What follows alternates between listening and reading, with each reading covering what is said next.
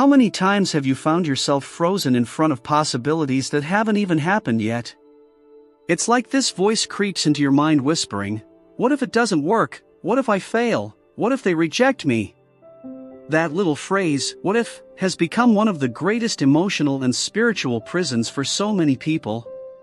It doesn't just steal your peace, it paralyzes your dreams, delays your purpose, and feeds an anxiety that feels like it's eating your soul alive. The enemy knows he doesn't even have to send real storms. All he has to do is plant the fear that maybe, just maybe, the storm might come. And honestly, most of the time, that's all it takes, keeping you hostage to possibilities, not realities. Here's the crazy part: many times, we're not even fighting the present, we're battling a future that hasn't arrived yet. Think about it. What if becomes this factory of catastrophic scenarios that don't even exist, yet they rob your sleep, tighten your chest, and drain your energy as if they were real? What should have stayed a distant possibility transforms into a dark certainty in your mind. It's like waking up every day and letting fear be your alarm clock. And this is exactly how the anxiety cycle begins: looking ahead, expecting the worst, bracing for pain that may never even come, and somewhere along the way, forgetting that God is in control not just of your today, but of your tomorrow, and your entire story. This is exactly what Moses experienced when God called him. God handed him an incredible mission to lead his people out of slavery in Egypt. And right away, Moses voiced the same fear that still echoes in us today: but what if they don't believe me? Pay close attention, it's not just what if, it's what if they. The root of fear isn't always the unknown, sometimes it's the obsession with what others might think. What if they reject me? What if they laugh at me? What if they don't accept me? The fear of people becomes a prison that keeps so many from walking in obedience to God. And here's the worst part. Moses hadn't even taken a single step yet. He hadn't even tried. But fear had already shut him down. And yet, the most fascinating thing is, this wasn't just some random hypothetical fear. It was historical. Moses was actually projecting his past pain into his future calling. 40 years earlier, he had tried to do the right thing, defend his people, but he did it the wrong way. He killed an Egyptian, and it forced him to run for his life. And now, decades later, he was still carrying the emotional scar of that failure. And that's exactly how the enemy works. He takes your past wounds, wraps them in what-if thoughts, and convinces you that what went wrong before will always go wrong again. But hear me, that is a lie straight from hell. God does not look at you through the rearview mirror of your past. He calls you according to the potential of your future. So let me ask you today: how many things in your life have you delayed, walked away from, or never even tried, all because of that tormenting little phrase, "what if"? How many nights of sleep have you lost? How many relationships have you sabotaged? How many doors did you never bother to knock on? What if is one of the greatest thieves of opportunities, spiritual, emotional, and even financial. And here's a hard truth, but one that can set you free: most of the scenarios you're afraid of will never happen. And if they do, God is already there in your tomorrow, waiting, providing, and taking care of you. What if belongs to the territory of fear. But faith stares at that same future and boldly declares, "Even if I don't know how, I know who I trust." When God looks at you, He's not focused on what you lack. His eyes are on what He already placed in your hands. This is one of the most powerful spiritual principles you'll ever need to unlock your destiny. When Moses, drowning in insecurity, throws his fear at God saying, "But what if they don't believe me?" God doesn't answer with a pep talk or words of emotional comfort. Instead, He fires back with a question that dismantles every scarcity mindset: "What's that in your hand?" Such a simple question, yet it echoes through generations into this very moment, into your life, right now. From the outside, Moses was just holding his staff, a simple stick used to guide sheep. Nothing special.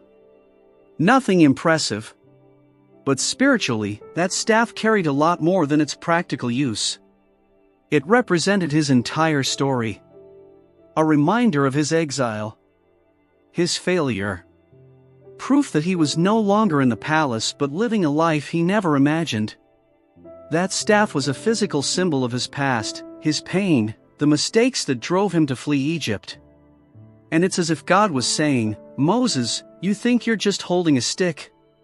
But I see an instrument of miracles."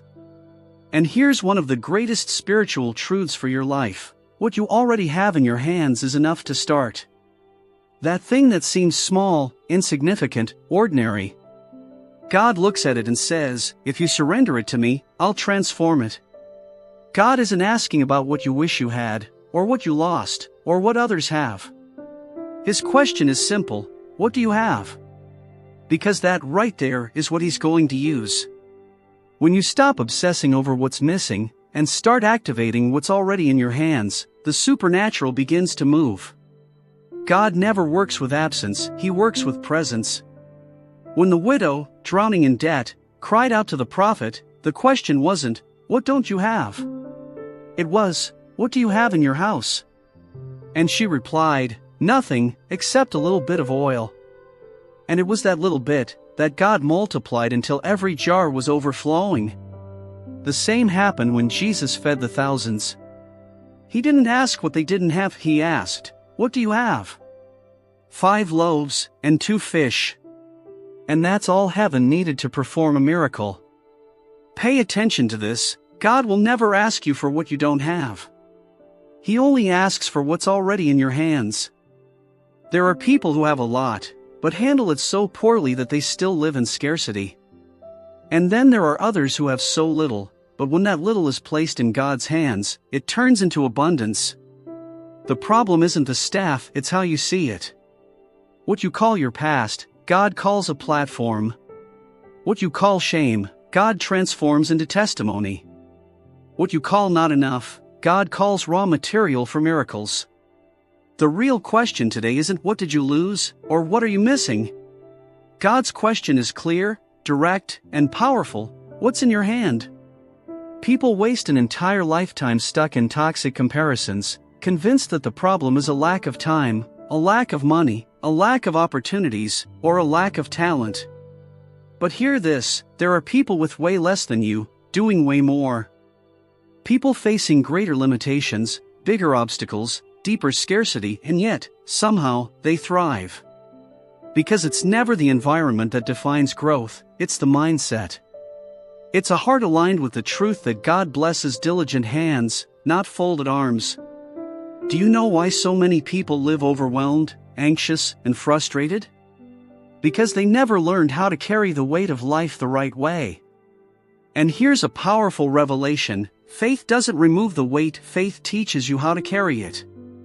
So many are praying, "God, take this burden away," when what they really need to pray is, "God, teach me how to carry this the right way." Not every burden is oppression. Some weights are training. The issue isn't having responsibilities, it's not having the inner strength and structure to handle them. God never called you to run from the weight, He called you to learn how to handle it well. And this right here is a chain-breaking principle: anything you mismanage in one area will overflow as chaos in another. If you don't handle your work well, it bleeds into your home. If you don't handle your emotions, it wrecks your relationships. What goes unhealed spreads.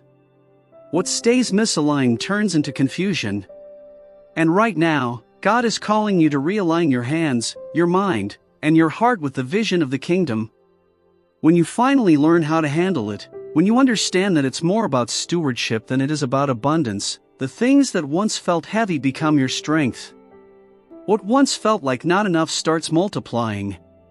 And what once seemed impossible turns into a testimony. God is speaking to you right now: I'm not taking the weight away, I'm teaching you how to carry it. I'm not removing the challenge, I'm giving you wisdom to walk through it. And it's right there, in that sacred place between surrender and responsibility, where miracles begin. Because it's not about waiting for life to change, it's about changing how you handle life. And that changes everything. There's something you need to settle deep in your heart today: God is handling it, but He's handling it His way, not yours. And more often than not, his way looks nothing like ours. It can feel confusing, even frustrating at times, but it's always perfect. When Moses heard God say, "I have heard the cries of my people, and I myself have come down to rescue them," I'm sure he breathed a sigh of relief. I mean, who doesn't want God to just step in and fix everything? But right after that, God looks at Moses and says, "Now go, I'm sending you." That's how God handles things. Yes, he moves, but he involves you in the process. The way God solves problems rarely makes sense at first. You expect him to bring down walls with an earthquake, but instead, he tells you to blow trumpets. You expect him to hand you a sword for the battle, and instead, he hands you a song of worship. You wait for provision to fall from the sky, but he asks, "What do you have in your house?" And when you answer, "Only a little oil," he responds, "Then go borrow jars from your neighbors." Because heaven has a completely different system of operating. God specializes in using the unlikely, the overlooked, the insignificant, to unleash the supernatural. One of the biggest mistakes you can make on this journey is believing that just because God isn't moving the way you imagined, it means he's not moving at all. Wrong. God is handling it, but maybe he's handling it through a cradle when you were expecting a throne. Maybe he's handling it through a process when you were hoping for an instant miracle. Maybe he's moving pieces behind the scenes, setting up connections, transforming your heart, while you're still assuming that his silence means absence. It doesn't. God's silence has never meant absence. It has always meant construction. The greatest proof of this? The cross. When the world looked at Jesus hanging there, it looked like failure. It looked like defeat. But right there on that rugged cross, God was breaking the power of death, shattering the chains of hell, and opening the door of salvation for all humanity. Because God always handles things in ways that completely flip human logic upside down. And listen, if he conquered the greatest problem in human history, sin and death, with a piece of wood, what makes you think he isn't handling your situation right now? So here's the word for your heart today: God is handling it. Yes, even if you don't see it.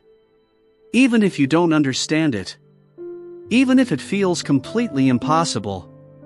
Right now, he's moving heaven and earth, shifting things in the unseen, arranging, aligning, and preparing, while you learn, in the seen, how to trust. That's the key: rest. Trust. Stop trying to teach God how to be God. He knows what he's doing. And his way, even if it feels uncomfortable at first, always ends in glory, in miracles, and in testimony. Because God never loses control. Never.